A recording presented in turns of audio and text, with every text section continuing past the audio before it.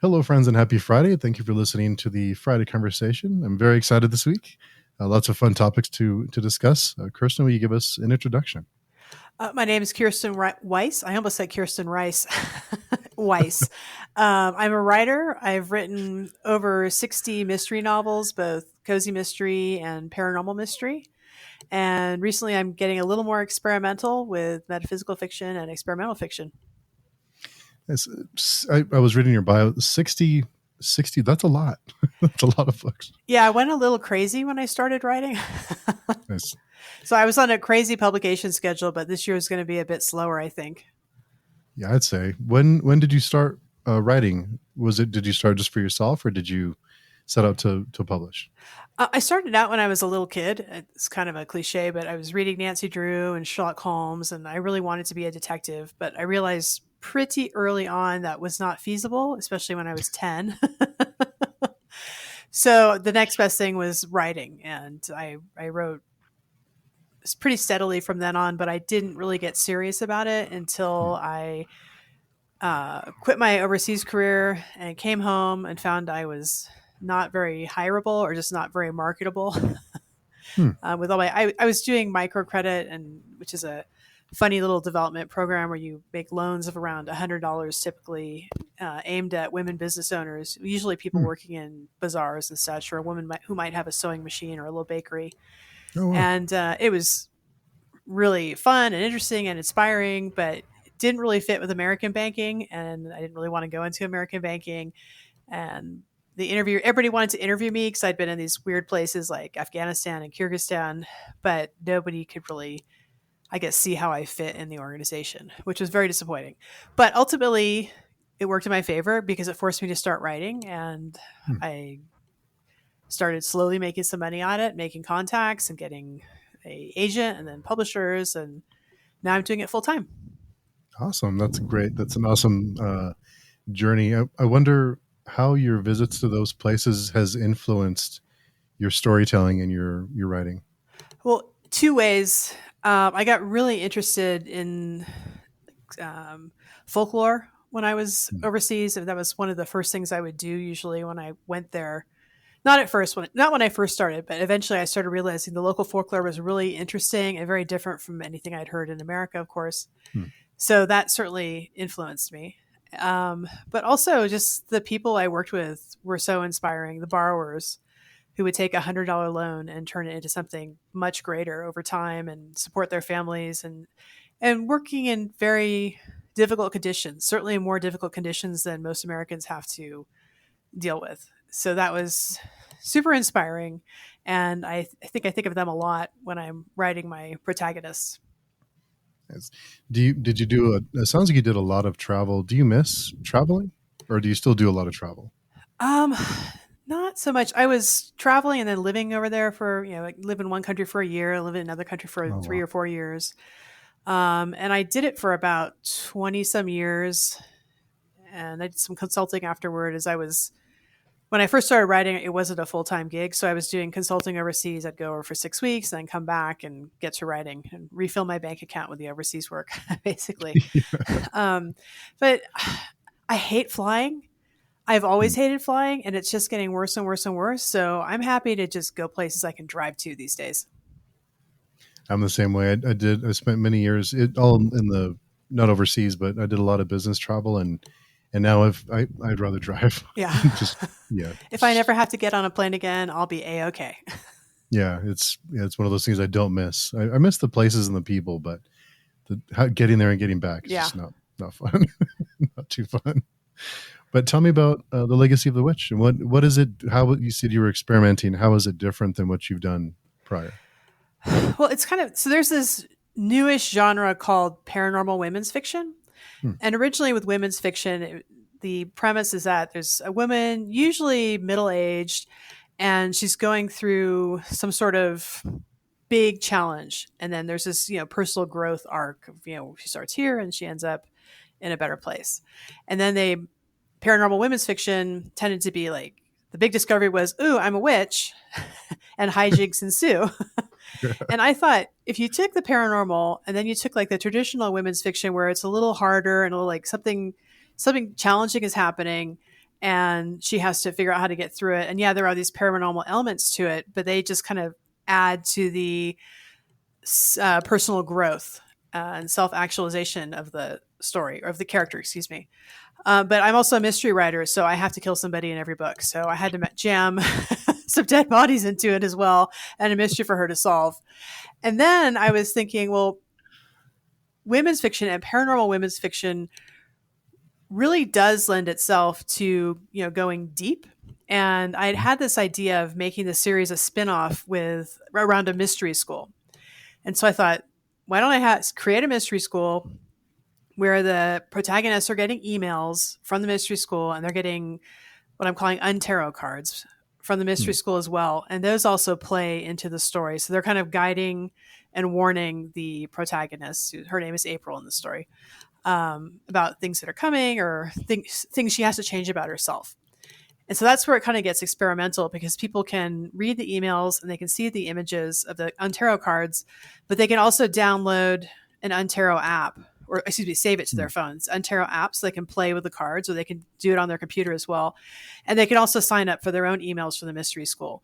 So, and also the mystery school also has these little worksheets attached to each email, so they can see it in the book. And if they want to download the worksheet to play with it themselves, they can download the worksheet and do it themselves. So it says interactive as the reader wants it to be. They can just read the book and that's fine. They don't need to do anything else to understand the story. Or they can kind of expand the world and go deeper into the story if they want. That is so neat. That's so cool. That's such a great idea. How much infrastructure did you need to set that up to make sure that the emails worked and the worksheets and things? How much work went into that side of it to make sure that infrastructure? The most challenging part was the app. Fortunately, I found somebody on Fiverr who was able to make it fairly inexpensively, and I found there's a program called Beezer where you can create your own apps. It's pretty much plug and play. It's almost like a website. In fact, it is a website. It's like a wizard to create things. So I use that, and then I use this gentleman in Pakistan who created the more complicated app where you could actually draw cards and plug that into it. So it took me a while to figure out how to do that, because I didn't want to spend $10,000 on an app. I'm cheap. I am a cheap person, but I wanted it to look good. And then with the emails, I have my own newsletter. So setting the emails up was just a matter of me writing them and plugging the images into it. So that wasn't hard.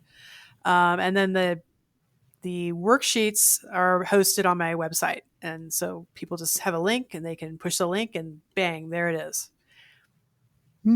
That's really neat. Well, I think there's being cheap, and there's also, you want to prioritize, like it's a book, so you want to probably invest more in that side of it. Yeah. I mean, the app was really fun, but yeah, I couldn't justify spending that much money on it. Yeah, no, that's a really great idea though. I love that. It's really neat. It's kind of like makes you feel like you're part of the world, and you can interact with the world. Exactly. Yeah, that's really cool. As you were talking, I was thinking, because you mentioned middle-aged women, and it seems like, and maybe I'm noticing this because I'm getting older too, but it seems like middle-aged people, but women specifically, aren't really. I think if they're mostly in like romantic comedies, but not really diving in deep to kind of what that time period of your life is like. Because I hear a lot of people say when you're young, you grow a lot, you do a lot of growing, but we really never stop growing and evolving. So is that important to you to kind of represent that time period? Yeah, I think I'm 55, about to turn 56. And when I hit 50, everything changed. My hormones started changing. And I went through all that. And I'm still kind of going through it. I have trouble sleeping, all that good stuff. But I realized it was bringing up a lot of emotions, and really hard ones, and they were really powerful. And I realized that these were things that I had kind of been ignoring or jamming down about my life, things that I wasn't happy about that I had done, or situations that I wasn't happy about being in now. And it was really painful, and I don't want to be a Pollyanna about it, but it was also kind of a gift, because it forced me to look at things, and it forced me to make some changes in my life for the better. I lost weight. I got into a wonderful relationship. I understood some things about my past that kind of cleared up. Sometimes you do the same stupid thing over, and I do the same stupid thing over and over again. I won't put that on you, but No, it's a we for sure. Yeah. yeah, if you find yourself doing the same thing over and over again and wondering what, why, there's probably something deep in your subconscious that is causing you to do that. And so this was an opportunity for me to dig in that out, figure out what it was, and finally stop making those dumb mistakes. So it's midlife is one big transition, but of course we're going through these doorways all through our lives when we Mhm. go to college, graduate from college, get married, have kids, get divorced, switch careers. That those are the moments where the rug is kind of pulled out from under your feet and you're just free flying and are wondering, who am I? What am I doing? What should I be doing? If we're, well, at least I think that's what we should be thinking. It's a gift to think if you can. And so this book isn't just for middle-aged women. I think it's for anybody who has ever had a rug pull or Mhm. is going through any sort of transformation or who has gone through a transformation and will in the future, because most of us will. Yeah, I think it's not always easy to be honest with yourself and to take those long looks at yourself and see, kind of be honest and say what, like you said, like you do the same things over and over again. Why am I doing those things? And it's not an easy journey to take. No, these are things we don't want to look at usually. It's just Mhm. why we don't understand them. We all have Yeah. we all have ugly, nasty little parts of ourselves or embarrassing little parts of ourselves that we don't want to admit to, or things that happened in our past that became a story that just turned into a belief about how life should be lived. And maybe it's not true. Mhm. Was writing this series or just your writing in general, is it therapeutic for you to kind of explore those ideas or your personal experiences, whether now or in the past? Yeah, it has been, especially this particular series, because I've been creating these worksheets and these messages from the mystery school, and I've been having to really think about them, and Mhm. even just creating the Tarot deck. It's like, what do these things mean? What do they mean psychologically? What do they mean spiritually? What do they mean magically? And how does that apply to a life? Those are hard questions to answer. Yes, they are.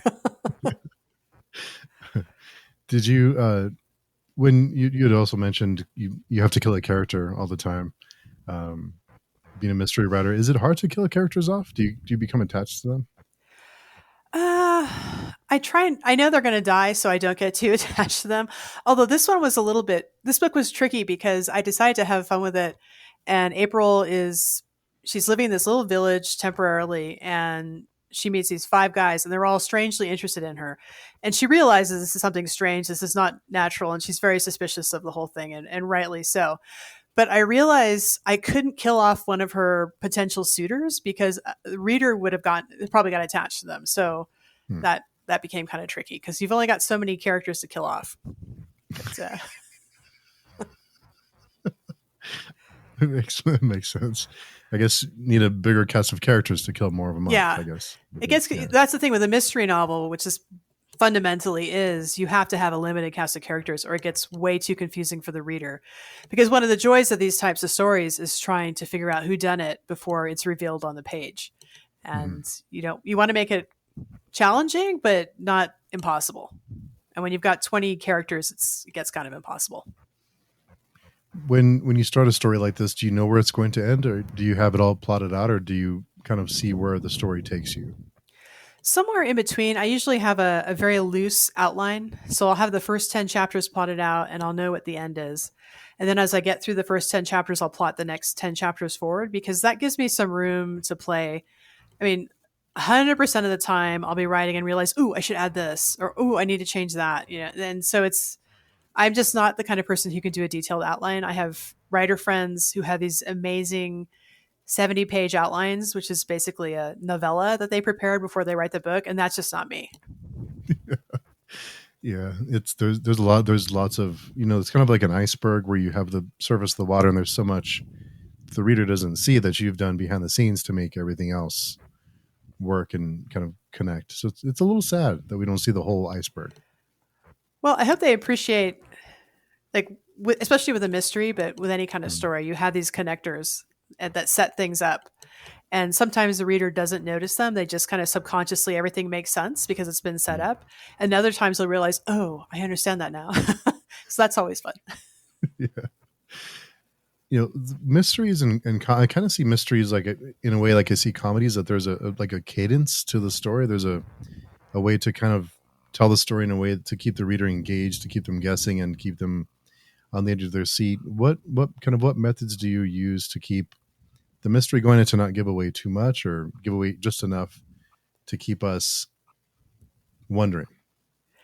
Hmm. Well, I usually kill somebody within the first or second chapter. That's a good hook to draw people Okay. in. Oh yeah, that's And then true. I usually kill somebody else somewhere midway through the book.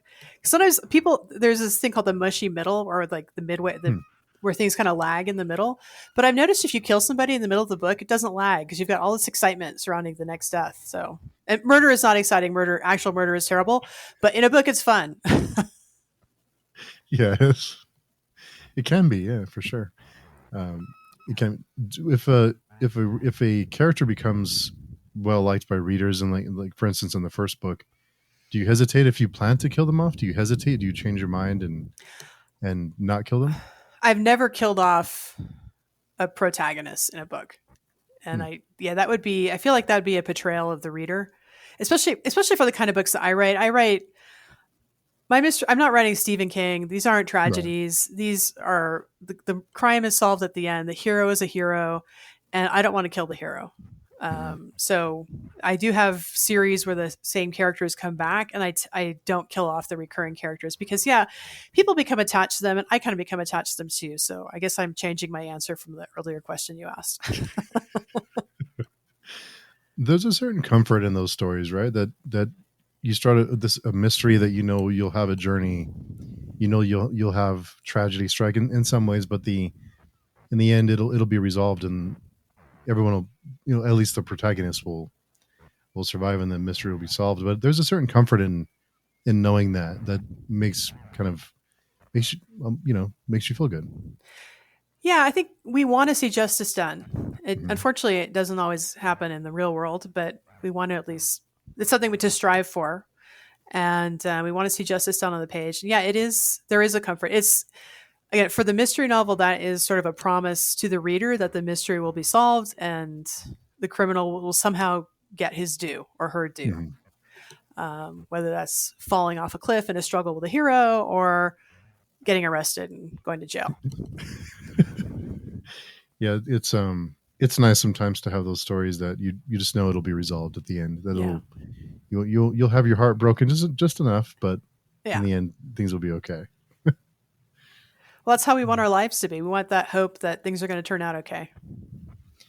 Yeah, yeah, And we need that. we do. Yeah, we really do.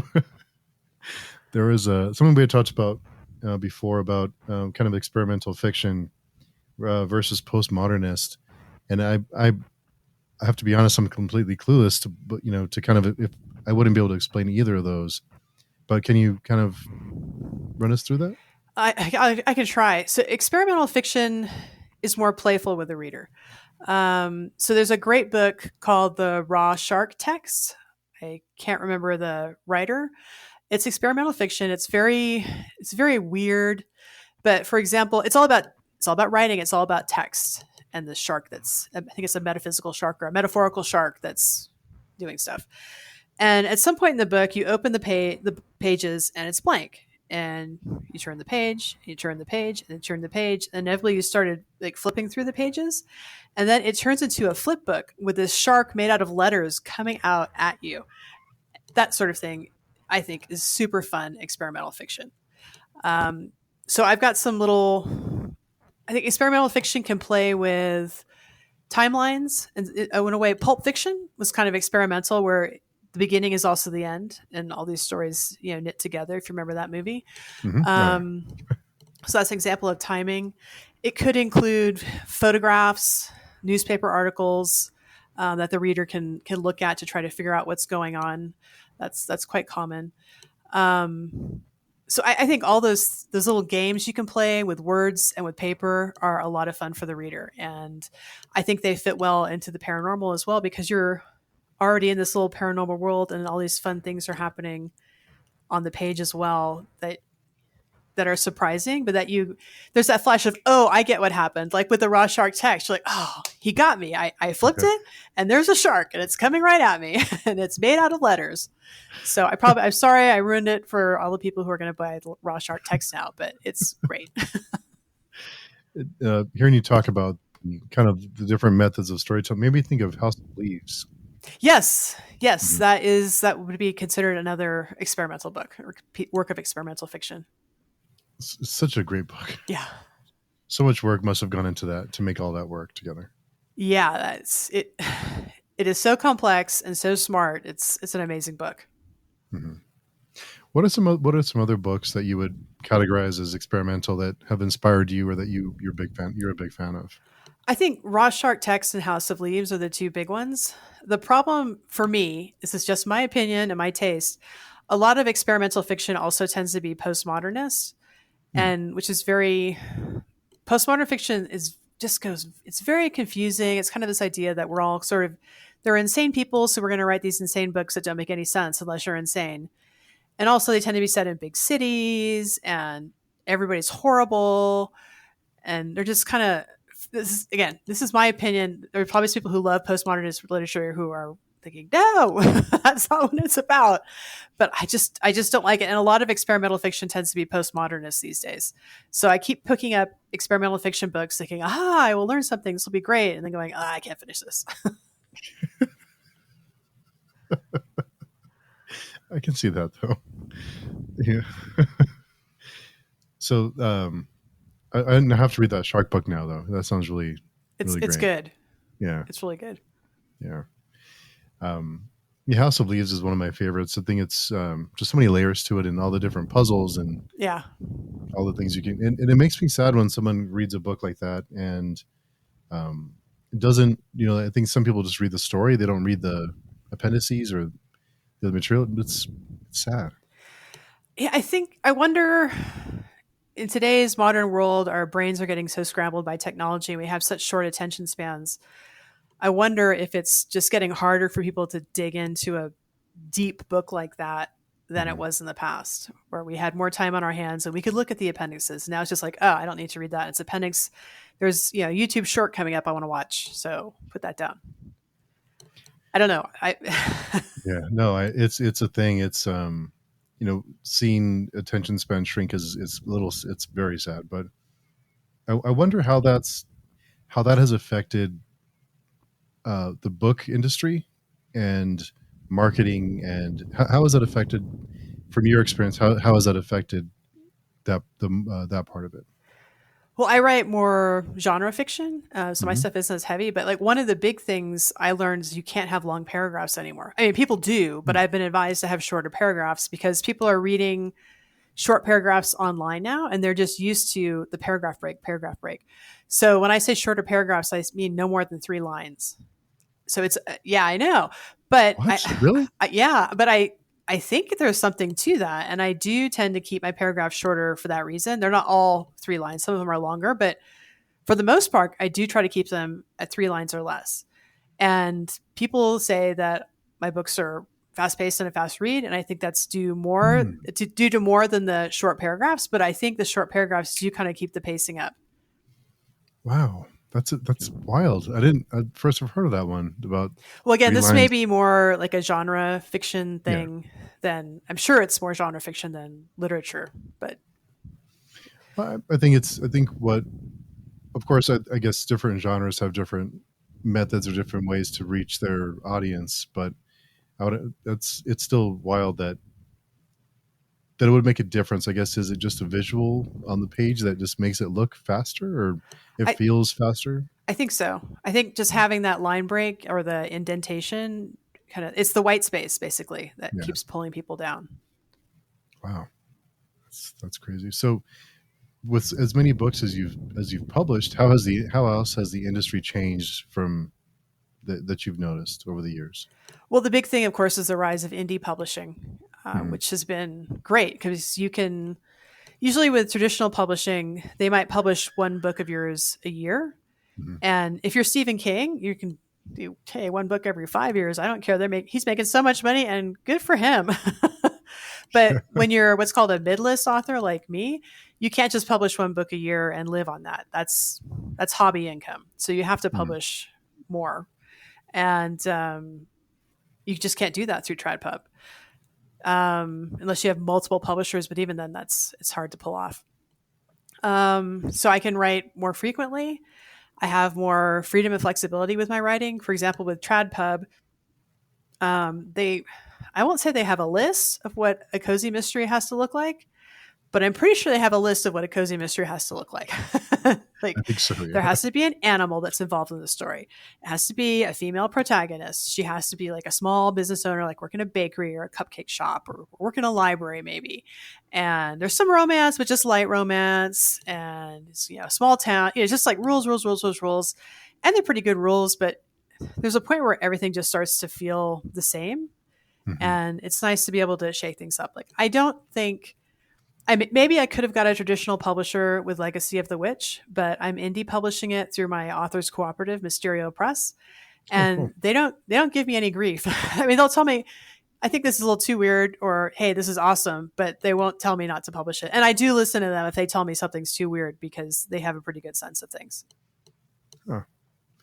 So do you feel differently when you're writing for something that you won't go through a trad publisher, that you have more freedom? Does it feel differently with your creative process? Do you approach it differently? Yeah, I think there is a bit more freedom not having to worry about the rules quite so Hmm. much. I mean, I think some of the rules are there for a reason. I'm not dismissing them entirely. I mean, they've been doing this for a long time, but I just think the publishing world has gotten corporatized just like the film industry has gotten corporatized, and just like we're all fed up with the same superhero movie. I think this is Yes. going to start happening in books as well. But the weird thing is, a lot of indie authors are following the Trad Club rules as well. So that's just, and there's Hmm. so many indie authors out there. So it's, I think, even though they're not corporatized, that whole sameness is just spreading, spreading, spreading. I mean, there's great other indie authors. I'm Oh, of not course. dissing Yeah. them. I'm just saying Yeah. I see this trend happening of everything being following the rules, and I think there's a point where the genre conventions are just going to get boring, especially with the rise of AI. AI has Yes. just made everything worse because AI is taking all these books and kind of mashing them together and just bringing everything down to the lowest common denominator, and everything sounds the same. I think it's going to be a big shakeup in the industry where there's going to be more and more and more same coming from AI. So I think that writers who can break out with a unique voice, with unique stories that don't scare people off, it's still like same enough to what they expect, or basically giving people what they expect, but not everything they expect, with some Hmm. fun twists that excite and delight them instead of make them go, I thought this was a cozy mystery. So Yeah. the crime still has to be solved at the end if it's a mystery, is what I'm saying. That is a Yeah. really good rule. But the in between, I think we can start mixing things up a bit more. And maybe I think we need to start being creative if we're going to beat AI. I think it's an even bigger Yeah. threat than corporatization. Yeah. So it sounds like you're worried about AI, because I'm terrified of it, and a lot of people just don't seem that Has concerned. nobody watched the Terminator movies? That's what I'm saying. Like, does no one know Skynet? I don't know. Yeah, I mean, I hope nothing happens, obviously, but yeah, I think it's a huge threat. Not just in the writing industry. I don't think humans are smart enough to deal with it yet. Yeah. I don't think we're smart enough to deal with a lot of the stuff we have available Oh, now, for like sure. social media. It's we weren't built to have all this input, constantly from thousands of strangers all over the world. It's just our brains haven't adapted yet, but it's scary. Yeah. Um, another thing that you kind of touched on is there's books now that are being. I don't know if any was well. I know there are some people out there who openly say that they published an AI book, and it's an AI cover. It's cover to cover AI generated, and it when you flood the market with AI books, and it drowns out other people who like yourself, who are writing your own books, and it's harder to find because it saturates the market. So it's scary that it, even though they're not good and maybe no one will like them, hopefully, but it also floods the market and makes it harder to get eyes on your work or people who are writing their own books. Yeah, I think it's going to be especially difficult for newer writers. I mean, Mhm. I have a modest fan base already. People, know a bit about me. Um, but I think for newbies coming up to have to fight against the tide of, or the flood, I should say, of AI books coming out. Yeah, I mean, Amazon also, gosh, I think they publish something like 10,000 new books a day on Amazon, some crazy number. Don't quote me on that, but It's it's a bonkers number. And if, I mean, goodness only knows what that's going to be with AI. And so if you're some poor author trying to get your book out there, and now you're one of 50,000 a day, yeah, who's going to see you? You're going to have to yeah, really step up the marketing. yeah. And I talked to another author last week, and I think he mentioned it was 8,000 a day. Oh, okay, that's probably correct. So yeah, some Yeah, is in the bulk, but I'm yeah, sure it's it's a varies. big number. It's a ton. And if you think about the time investment it takes to read a book, then that's a lot. That's a lot of time. Yeah. Yeah, it's wild. I would have never guessed that the publishing industry would be so hard to get into before I started learning about it. It's a tough gig. It can be. Yeah, there are a lot of gatekeepers. Mhm. Um, which is, I don't mind gatekeepers so much, but I think they all tend to think the same. Mhm. And I think that could be a bit of a problem. So I think indie publishing has been fantastic. I mean, Mhm. you can publish your book and it sells or it doesn't sell. And the consumer is the ultimate arbiter, not some gatekeeper. Yeah, that's what's nice about it too. Yeah. I've talked to a few. I have a friend of mine, Carl D. Albert. He published his first book, and he's struggling with the second book. And I wonder, is it difficult for you? You've published many books, but is it difficult for you to write the follow up to a series? Does it come with pressures, or do you hear the feedback from the first book and kind of does it create extra pressure for you to with the follow up? It's weird. Every book I write, I have minor panic attacks about that. Oh, this is garbage. Oh, I can't write a book. I can't write another book. I can't do it. And then I do it. And the first draft is garbage. It's always garbage. But then I edit it and edit it and edit it, and it's not garbage anymore. So I don't know. And I've heard other authors say the same thing, that they panic every time and think they can't write the next book, and then they do it. So I don't know if it's a girl thing. I don't know Just what do it. your friend is struggling with, but yeah, I mean, I don't feel pressure from the readers so much. It's Mhm. just weird, I don't know, insecurity. Yeah, the imposter syndrome is the thing, I guess, right? That's Even what I was looking yeah, for. yeah, I got you. Yeah, it's tough. You mentioned your fan base. What would be something that your fans would be surprised to learn about you? Hmm. I'm not sure. I talk about myself a lot on Hmm. my newsletter list and such. All right. I got a story. So when I was working in Kyrgyzstan, they had this big bazaar called the Osh Bazaar, and there was a fortune teller section in it. And I'd usually walk through, and all the fortune tellers would be like, "Hey, do you want your fortune told?" And I'd say, "No, thank you." And they'd be, "Okay." And then I'd walk on. All fine. So one day I go through, it's winter, I've got this big coat on, and I was going to buy a ton of fabric, and I had my money stashed in the zipped inside pocket in my jacket, which was also zipped up. And this woman comes up, and she's holding a baby, and she's obviously a beggar. And she asks for, she says, one ruble, 1 ruble. And I was like, oh, okay, yeah, I can give you one. That's like 10 cents. Fine, sure.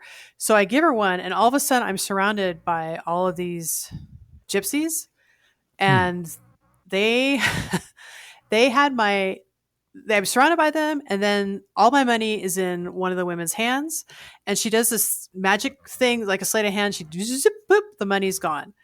And so I grabbed her by the collar and I said, this is all happening in Russian, which was not, I was not very strong in at the time. So I said, Militia, which means police. Bing, the money comes back.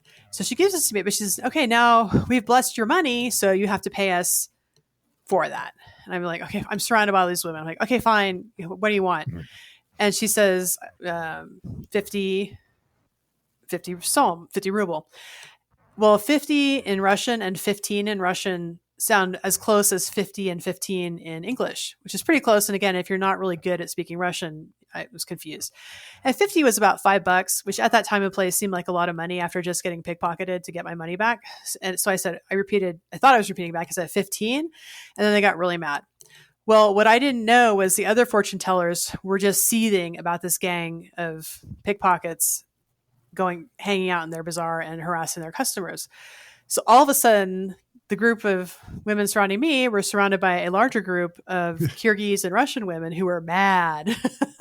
And so they're yelling, leave her alone. She's American. She doesn't understand English, da, da, da, da. Because they've seen me come through that bazaar many times. And a full-on brawl breaks out. They're punching each other, pulling hair, eye gouging, kicking, da, da, da, da. And I am smack dab in the middle of this fight. At this point, $5 seems like a great deal to get out of it. So I peel off 50 rubles or so, and I throw it in one direction, and the gypsies dive for it, and there's a break in the crowd, and I just ran through it. Then some of the women start running after me. Wait, we haven't told your fortune yet. I'm like, no. So I think I lost them somewhere in the meat section finally, but I did not go back to that bazaar for months because God knows, I'm sure the police came and everybody was arrested, and I was just glad I wasn't in it anymore. So that was that has not made it into a book yet. Wow. I don't know if I can ever get it into a book, but that was my bad fortune teller experience. Jeez. So they said they blessed your money. Did anything ever come of that? Did you notice anything after? No. Okay. Not that I noticed. I think you're just happy to get out alive. Basically. That point. Yeah. And I wanted to ask you about tarot because I know almost nothing about it, but I have friends who are very serious about it. Mm-hmm. It's a very serious thing. So, kind of, if you can give me like a general walkthrough and kind of how it works, or what your thoughts or experiences on that are. Sure. So the known history of tarot goes back to the Renaissance, and specifically Renaissance Italy. Mm-hmm. And they were using images from Christian allegory and also from Greek Neoplatonism, which is basically a mashup of Greek philosophy. So a lot of that is in the major arcana cards, which are one of the 5 suits of tarot. So the major arcana is like Fool, the Lovers, Death, the Wheel of Fortune, all the stuff you see in the movies. And then there are 4 other suits, Ace through 10, and then of cups, pentacles, swords, staffs, and then the court cards. There's 4 of those: a king, queen, knight, and a page or a princess. So how it works, I don't know. I don't think anybody really knows how it works.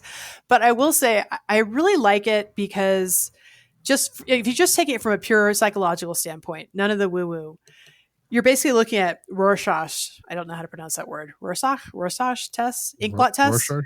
Yeah, I got you. Those things. Rorschach. Yeah. Anyways. I'm sure someone's yelling. You're saying it wrong. Yeah, I'm sure. Yeah. I mean, you're looking at all the symbolism and imagery, and it kind of takes you out of yourself as you're trying to figure out what the heck this means and shoots you more into your subconscious. And you talked about how hard it is sometimes to look at your own life. Tarot is actually a great tool for that because it kind of takes you out of your life in that brief period when you're having a tarot reading and looking at it through these cards. There's this moment of separation and this moment of going deep in the subconscious as well. And you can just look at things from a different perspective. So I love it for that alone. As to the woo-woo stuff, I love that too. I can't say I understand it. I do read tarot for my friends, and when I'm in the zone, and for people I don't know, when I'm in the zone, and I'm not always in the zone, I've told people things I don't know where it came from, and they're stunned and shocked. And how did you know that? Like, I don't know. I just that's what the cards say. Can't explain it. I don't think I'm psychic. I think there's something about tarot which helps you tap into your subconscious more. And maybe the subconscious is connected more to psychic abilities or the universal unconscious. I don't know. But they're fun. They're beautiful. They're historic. The more I study them, the more I want to study them, the more I learn, because as they've developed from the Renaissance into the modern era, so many other parts of philosophy of magic have kind of got pulled into them. But you still have that fundamental Neoplatonism, an allegory in there, which stands out in the major arcana, which I find just fascinating and useful for life today. Hmm. Have you ever done a reading that frightened you, or that whether maybe not in a necessarily in a bad way, but some like a revelation that changed kind of the way you see the world or your own life, or I think the one reading I did that kind of shocked me was my dad was very ill. We knew he was dealing with Parkinson's and he was recovering from cancer, and hmm, he was getting these infections like every 2 weeks. We were taking him to the hospital. So we took him into the hospital for an infection, and I was waiting outside when the doctor was looking at him. And I had this tarot app on my phone. So I just like pulled up a tarot card randomly, and it was it two or the three of wands? I can't remember. I think it was the three of wands, which is not a death card, but immediately I knew my dad was gonna die, like hmm, very soon. Even though I hadn't thought that before. That I mean, I knew he wasn't gonna last forever, but I thought he'd recovered from the cancer, and the Parkinson's. He'd lived for years with that, and I mean, I just knew it in my bones, and I didn't say anything. And then the doctor came out and he talked to me and he said, the cancer's back, and your dad's got 2 weeks max." hmm, And that was very weird, especially again because the three of wands is not a death card, but there was just something about there's a man standing on a cliff, and there was this. It was a Ciro Marchetti deck. There was this boat, a flying boat with like big balloons that was coming towards him, and I just knew that was death coming to take him somewhere else. hmm. So I don't know. That wasn't. I don't. It was just a weird thing. It was upsetting, but I didn't feel like it was anything evil or wrong or bad. It was just, especially because the card was so beautiful. It's like he's going Hmm. somewhere. He's not ending. So it was Yeah, actually kind of a hopeful card in a way. I mean, yeah, I'm not explaining it. I was devastated by my father's death, obviously, but it right. just felt like a promise that there was more. Like another journey, kind of. Yeah. Yeah, yeah. Wow, that must have been a really difficult and almost I don't want to say comforting, because death isn't always comforting, but to know that there's to have that, like, it's not over. It's Yeah. still, yeah. Yeah. I just felt like I'd been given a message Hmm. that it was going to be okay. Yeah. Wow, that's very powerful. Do you incorporate magic or subconscious or these kind of themes in your work?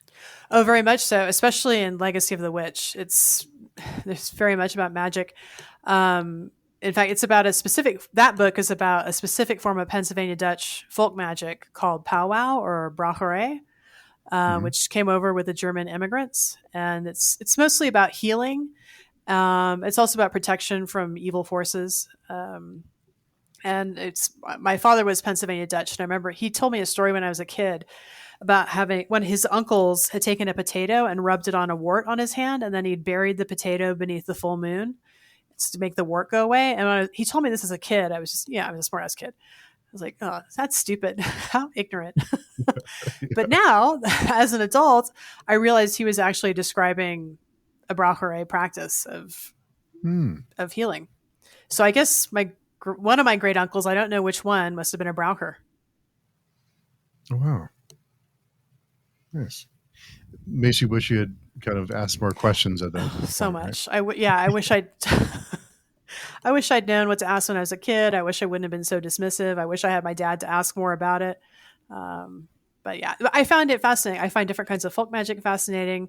There's so many different strains of it, and I try to kind of explore different things in different books. So, like I have another series, Riga Hayworth, not Rita, Riga, and every book explores a different type of magic, like Hermeticism, shamanism, Hawaiian shamanism, and even necromancy. Hmm.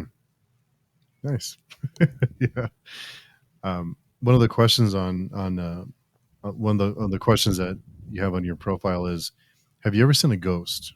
And I wanted to ask you about that. Okay, this is another weird story. I'm Perfect. I like not weird sure. stories. So my sister and I had driven up to Oregon to see the eclipse. And on the way back, we decided to drive down the Oregon coast, which took longer. And we ended up staying in this kind of seedy hotel. It was right on the coast. So it was very musty. And as soon as I walked in the door of the hotel room, I just kind of got this feeling. It wasn't dirty. It was kind of old, but it was clean. And it was a pretty good room with two beds. And then the bathroom, there was an area at the back with a sink and then a bathroom area that was closed in. And so I didn't really think too much about it. And we had plans to get up early the next morning to drive to see something, which is too long to explain. Anyways, so I woke up and I had set my phone on the far off sink area because that's where the plug was. So I'm awake. I'm like, what time is it? Should I get up and look at the phone? If I get up and look at the phone and it's 1, I'll never be able to get back to sleep. The dumb things that go through your head when you're when it's kind of dark. You don't know what's going on. And the room it was pretty dark. You could see like the shapes of things, but you couldn't see any dimension to them. So I could see the shape of the rectangular television and the rectangular thing it was sitting on, but nothing else. So I saw my sister's silhouette get up out of her bed and walk past mine towards the bathroom area. And I thought, oh, great, I can ask her what time it is. So she's up. So she walks over there and I'm waiting. And I realize I never heard the door close and I never heard the toilet flush. I think how, because she's very respectful and she's very good about being quiet. So I thought, wow, she's amazing. I haven't heard anything.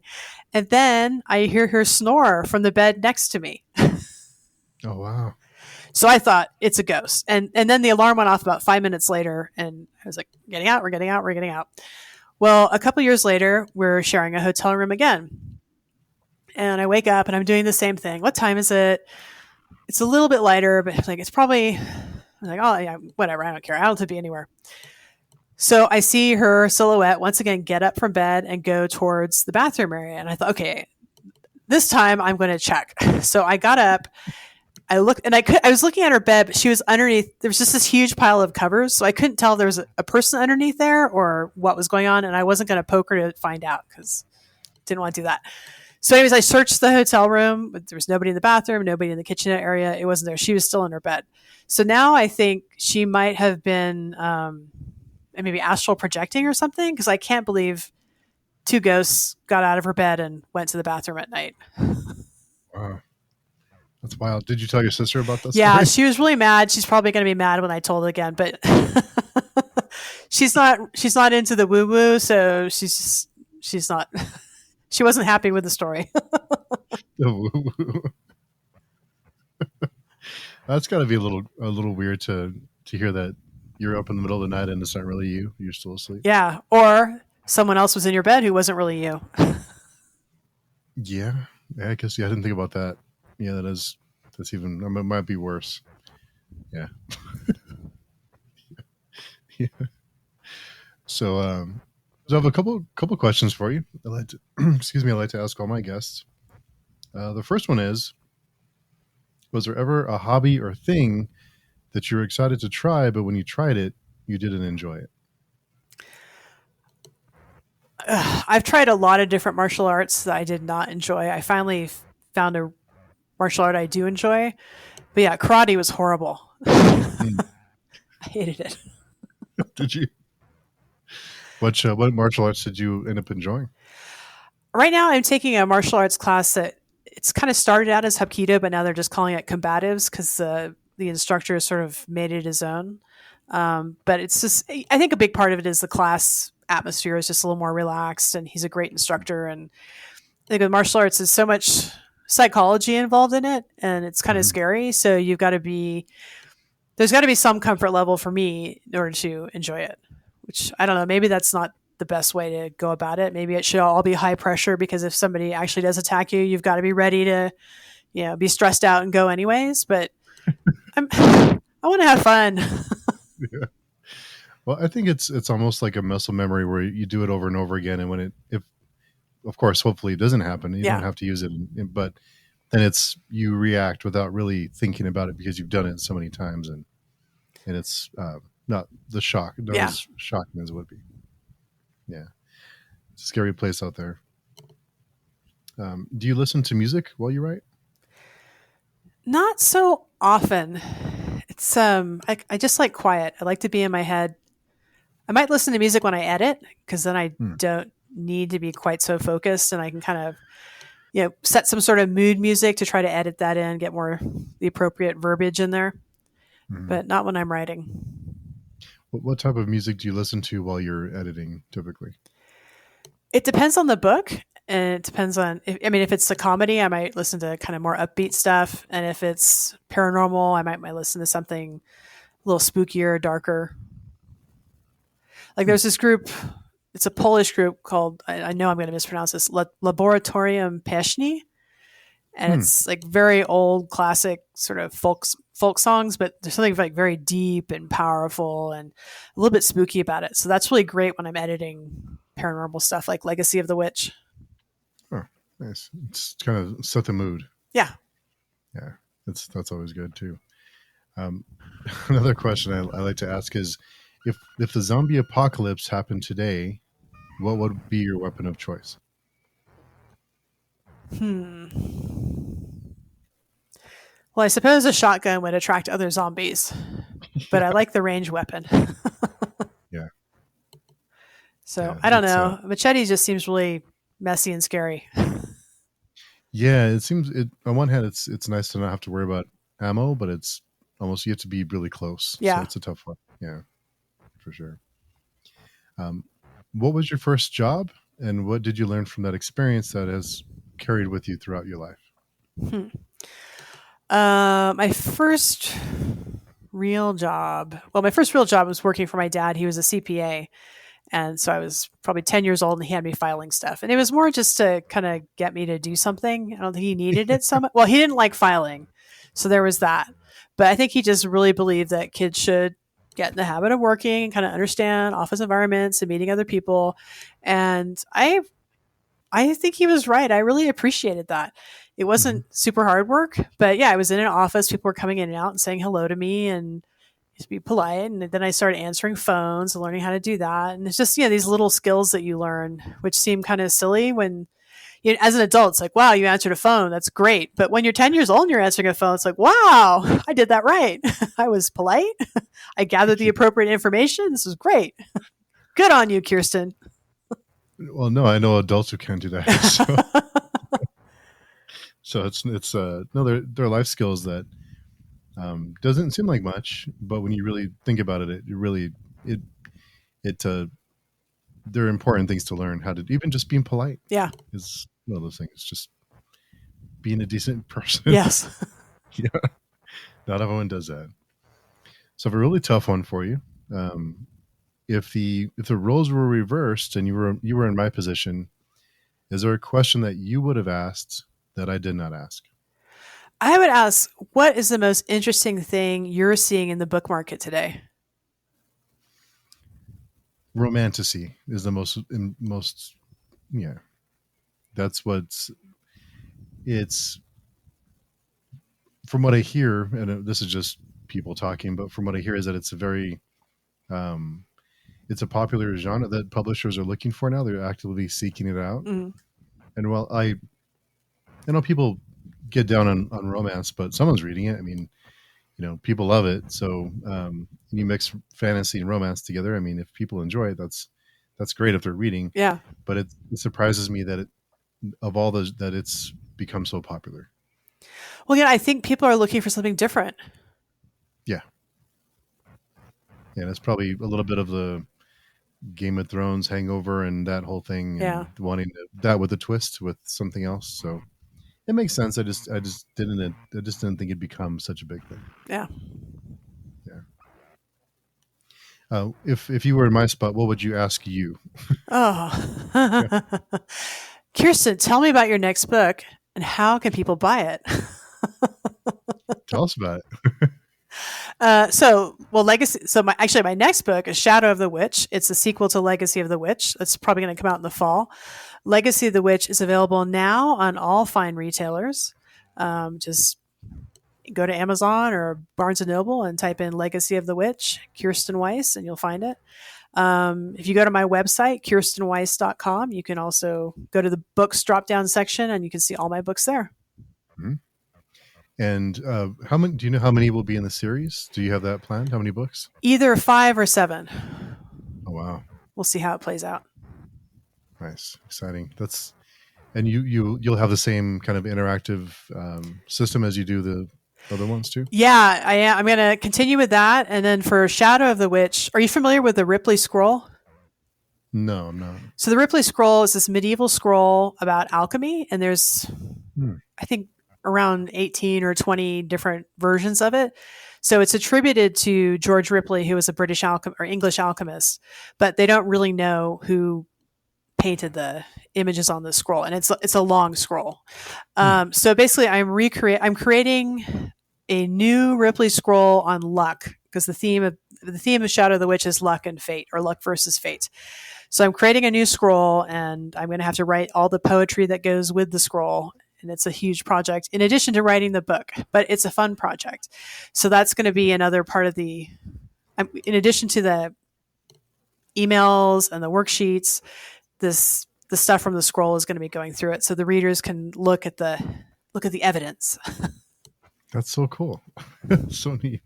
That has to be a lot of like we talked about earlier. There has to be a lot of connecting the story to the extra materials too. So it's really cool. I love that. It's a fun puzzle that I get to create. So I really enjoy it, and I have a lot of fun. I have a lot of fun with the experimental side and with playing with it and working with my artist and writing the poet. Well, the poetry is actually having to write the poetry is scaring me right now, but I will get it done. Yeah, poetry is such an underappreciated, what was the genre? Form? Words fail me. Form. Thank you. Yeah, I think it's you can do so much with poetry that it can be really, just a few lines can be so powerful. Yeah, and, yeah. It's a great art form for sure. But thanks again. I know you're very busy and you have lots of work to do, so I really appreciate your time. No, thank you for having me. This has been great. I've loved the questions you've asked. This has been a wonderful conversation. Oh, cool. Thanks. I always like to hear that too. But I'd love to talk more magic and more about your books. Anytime, just let me know. Definitely. Thank you. Yeah. Thanks again. We'll talk to everyone soon.